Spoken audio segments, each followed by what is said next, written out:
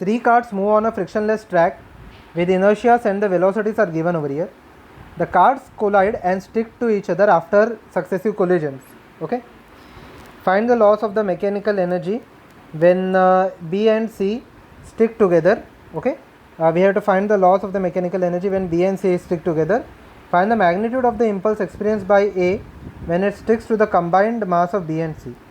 Now, if you consider the diagram, A and B both are moving with a velocity of 1 meter per second and they have a significant gap between them.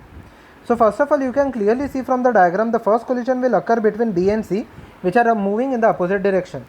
Now, I will use the momentum formula. m1u1 will be plus m2u2 will be equal to m1v1 plus m2v2. Okay, I am going to use this formula everywhere. So, I am writing this formula only once, okay, but I will use it repeatedly. Okay. So, m1, that is the mass of the first, into velocity of the first is 1, the mass of the second is 2 and the velocity is negative 2 because it is going in the opposite direction. The mass C is going in the negative direction. Both of them move with the same velocity.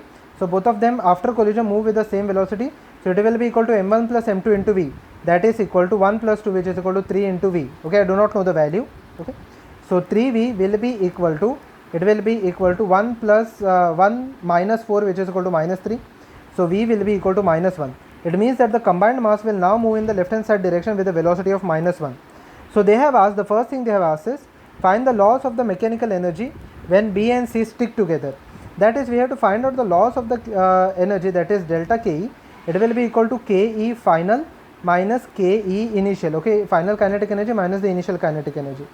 The final kinetic energy is equal to half into 3 into v square. V square is 1 square, which is equal to 1, minus half into, now the individual kinetic energies was 1 into 1 square plus half 2 into 2 square. Okay, that change in the kinetic energy will come out to be negative only. Okay, so this will be equal to 3 by 2 minus over here half. Okay, it will be equal to half plus 4. Okay, half plus 4 over here, which will be equal to 9 by 2.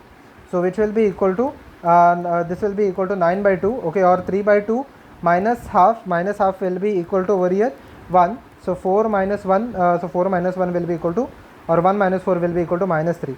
So, the loss in the kinetic energy in the first collision will be equal to negative 3. Why it is negative? Because the final kinetic energy is less than the initial kinetic energy, or I can simply say there will be 3 joules of energy lost in case of collision. Okay. After that, they have asked find the impulse experienced by A when it sticks to the combined mass of B and C. So, for that, in order to find out the second value, we have to first consider the collision of B and C with A. Okay. Now, B and C, the combined mass, I will draw it over here. It is moving in the left hand side direction. Why the left hand side direction? Because the velocity have come out to be minus 1 in the left hand side direction with the velocity 1, and the mass A is moving in the right hand side direction with the velocity 1.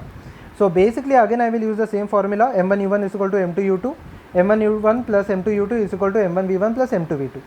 So, when I use this formula, m1u1, that is 2 into 1 plus 3, the mass over here is equal to 3 and it is equal to minus 1. It will be equal to, okay, now all the combined mass will go together. So, it will be equal to 5 into v. The combined mass after the collision, all of them stick together. So, the combined mass will be equal to 5 into v. So, basically 5 will be equal to 2 minus 3, which is equal to minus 1. So, v will be equal to negative 1 by 5. Okay. So, now we have to find out the impulse on A. Okay. The impulse over here will be simply given as mv minus u. Okay, that is a change in momentum. That is equal to m, the mass over here is given as 2. The final velocity is equal to negative 1 by 5. Initial velocity was 1. So, when I substitute the value, it will be equal to 2 into minus 6 divided by 5. Okay, it will be equal to minus 6 divided by 5, which will be equal to minus 12 by 5. This will be the impulse. Okay, if I want in vector form, this will be the impulse. Otherwise, I can say that the impulse acting will be equal to 12 by 5. Okay, kg meter per second.